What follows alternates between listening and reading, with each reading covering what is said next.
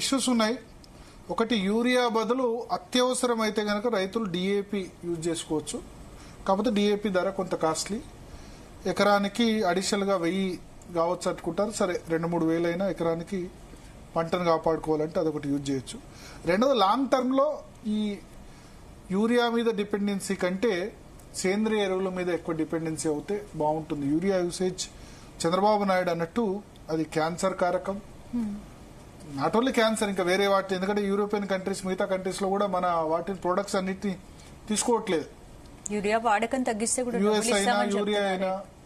So మిగతా countries లో కూడా ఎక్కువ సంఖ్యలో పురుగు మందులు ఎక్కువ సంఖ్యలో మనం వాడుతున్నాం అన్న ఒక కంప్లైంట్ ఉంది.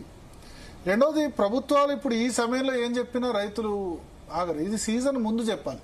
ఇప్పుడు షార్టేజ్ వచ్చిన తర్వాత దాన్ని వాడొద్దు అంటే వినరు కదా, అంతే కదా. ఇది చెప్పాల్సింది ఎప్పుడు పూర్తి స్థాయిలో.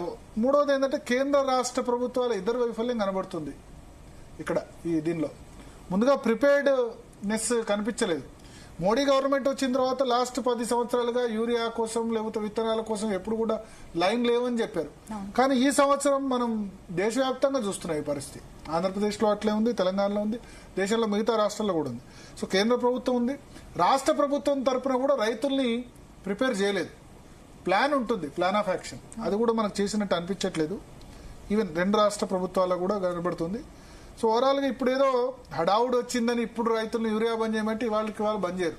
ఇది over the period of time అవగాహన కల్పించాల్సిన అవసరం ఉంది. ఇటువంటి సమయంలో ఏంటంటే, ఏదైనా వస్తువు దొరకాలంటే ఏం చేస్తాం మనం? కరోనా సమయంలో ఫస్ట్ కరోనా లాక్డౌన్ అనౌన్స్ చేయగానే మొత్తం పోయి అందరు కిరాణా సామాను, ఏదో ఒక 5-6 బియ్యం బస్తాలు, ఒక 3-4 నెలలకు సంబంధించిన కిరాణా సామాను అందరు పోయి కొనేశారు. లాక్డౌన్ అవసరం ఉన్నా లేకుండా మళ్ళీ ఏందో బయటకు వస్తామో రాదో అన్న విధంగా.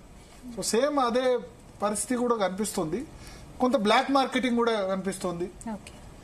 సో ఇటువంటి ఇష్యూస్ ఉన్నాయి. బట్ ఓవరాల్ గా లాంగ్ టర్మ్ మన భారతదేశానికి ఈ కెమికల్స్ అండ్ ఫెర్టిలైజర్ ప్రతి సంవత్సరం 2 లక్షల నుంచి 3 లక్షల కోట్లు మనం ఖర్చు పెడుతున్నాం. అంటే మన బడ్జెట్ లో దాదాపు ఒక 5%, భారతదేశ బడ్జెట్ లో 5% ఫెర్టిలైజర్ సబ్సిడీ కింద కేంద్ర ప్రభుత్వం ఇస్తుంది.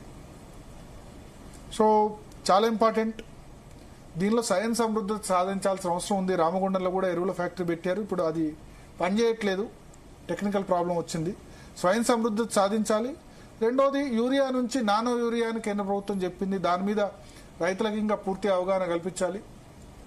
ప్లస్ ఇటువంటివి రాకుండా ముందే మనం ఒక ఈ సీజన్లో ఇంత అవసరం, ఇంత జూలైలో ఇంత అవసరం, ఆగస్టులో ఇంత అవసరం, సెప్టెంబర్లో ఇంత అవసరం అన్న కంటిజెన్సీ ప్లాన్ కనిపించలేదు.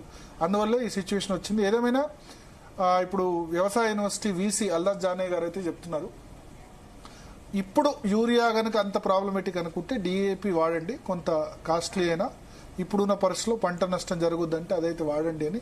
అన్నదాతలందరికీ అది సాధ్యం కాదు కదా.